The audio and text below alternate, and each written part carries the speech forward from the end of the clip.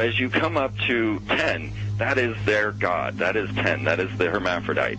But if you stop at 9 and you skip to 11, skipping God, then you are Luciferian. Because 11 is the number of the magician. It's the one step above. Once you have accomplished the tree of life, you are now the magician. You are one above 10. But they're doing it by skipping God.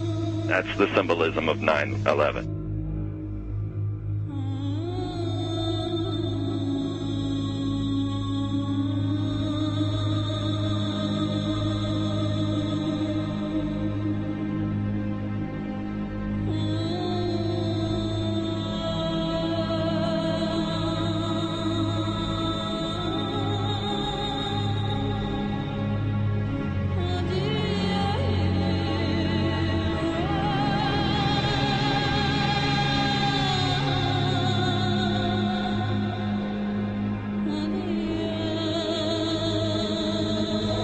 It is a big idea, a new world order.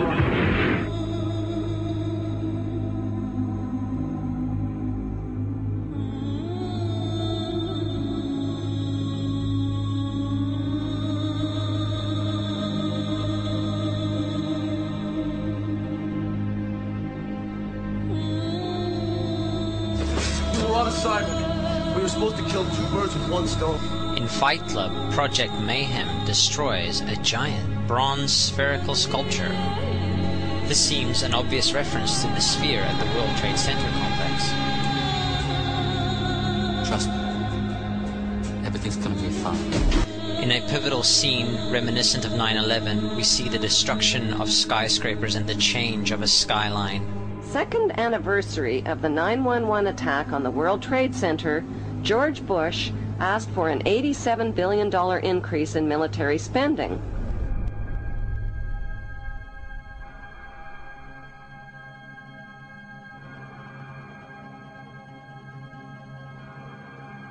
In 1904, Crowley would receive the Book of the Law soon after meditating in the King's Chamber of the Great Pyramid.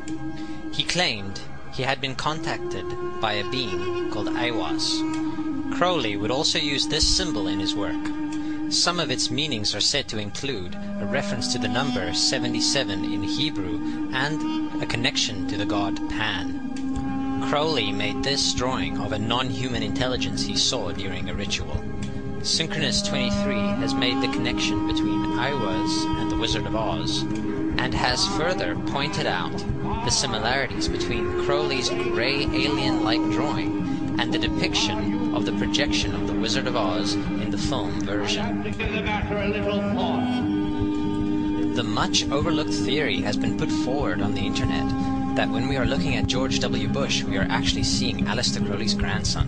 I have suggested that this video footage of George W. Bush reading The Pet Goat, coinciding with the start of the 9/11 mega ritual, is in fact a dedication of the 9/11 mega ritual to the great god Pan by Aleister Crowley's grandson.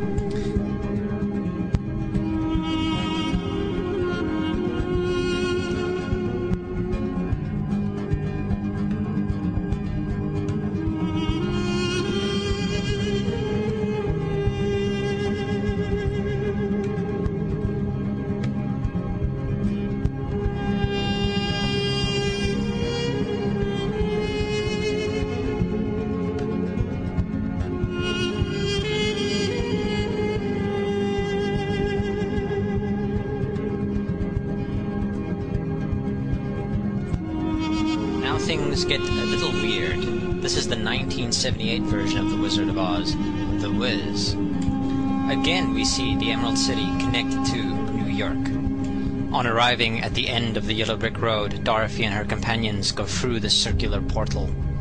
Through the door we see 3 pyramids.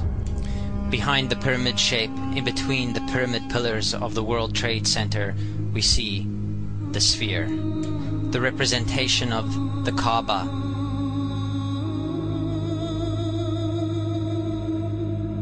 The inhabitants of Oz dance around the sphere in ritualistic fashion. Fashioned in giant letters over the dome of the sphere, we see the word Oz. Oz, symbols of Pan and Aiwass, seen smack at the heart where the new Aeon was ushered in, and where the Stargate was opened.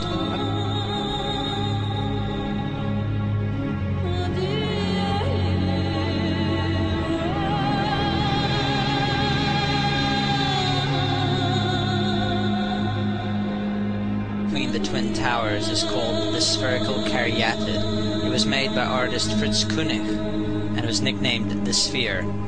We see that Koenig made this thing in Bavaria, the same place where the Illuminati was founded.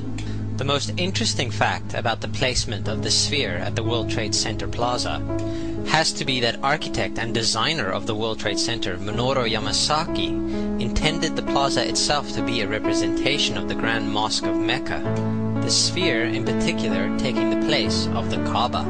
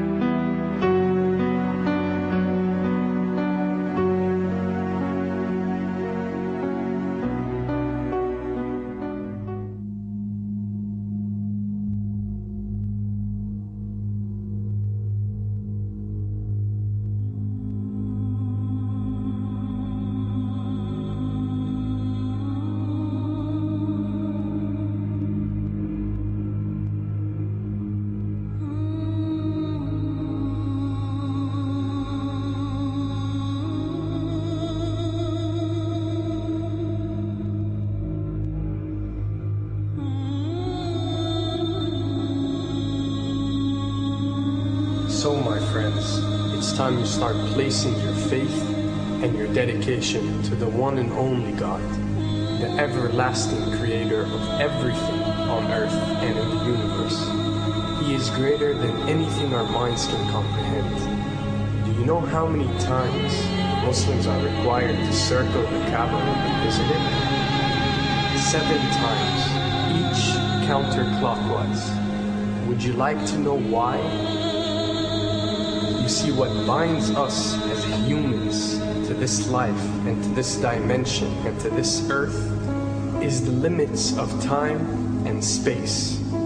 We are bound to this dimension and this reality through time and space. Hence, if one wants to leave this dimension or leave this reality, he needs to break away from time and space. So when you visit the Kaaba and you rotate counterclockwise, what is this practice actually doing? It is literally helping you elevate your soul and elevating yourself to break away from time and space so you can touch something so unique and so beautiful and so powerful that it changes your life forever. And if you don't believe me, ask anyone who has visited the Kaaba how he or she felt or how their lives have changed ever since.